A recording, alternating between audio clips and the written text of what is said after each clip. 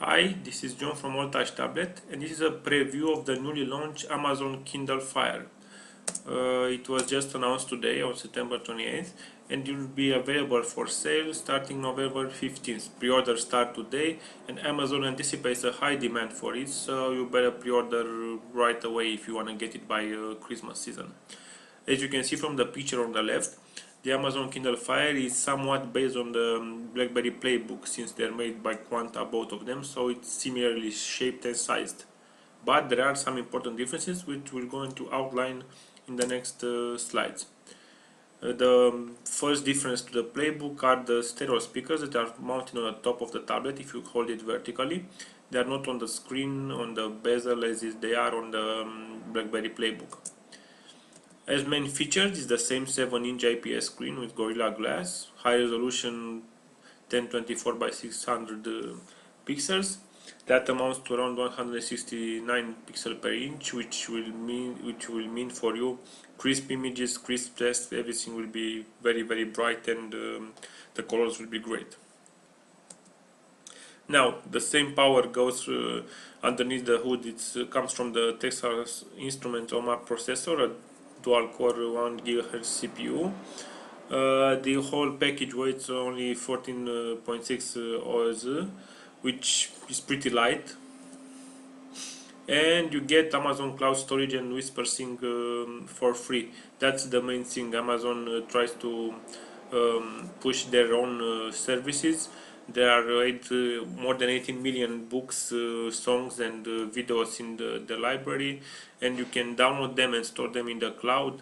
And you can sync them to any device that has your account to log in, not just the Kindle Fire, and you can resume reading and viewing movies from one device to another. That's the main thing and the best thing about the Amazon Kindle Fire. Now, because the device will be pretty cheap, there are some shortcomings. So there are no 3G, no camera, and no microphone. So you can kiss goodbye doing some Skype sessions on your Amazon Kindle Fire tablet. Personally, I don't mind that too much because I can always use my phone for this kind of activities, but it's something you should consider. Now the price is the biggest hit, only $199, and this undercuts the iPad 2 by $300. So Apple must do something if they want to keep the tablet crown.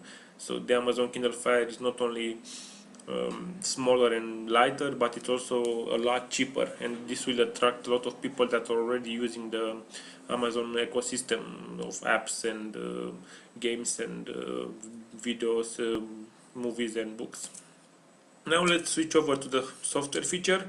Even if it's built on Android, it's a totally custom interface with the notification bar and search bars on top. And then you have a cover flow style library with your most recently viewed items, your favorites, and then the other stuff you have in your library. You can choose to download them to the device itself, download them when they want, or you can store them in the cloud and load them only when needed.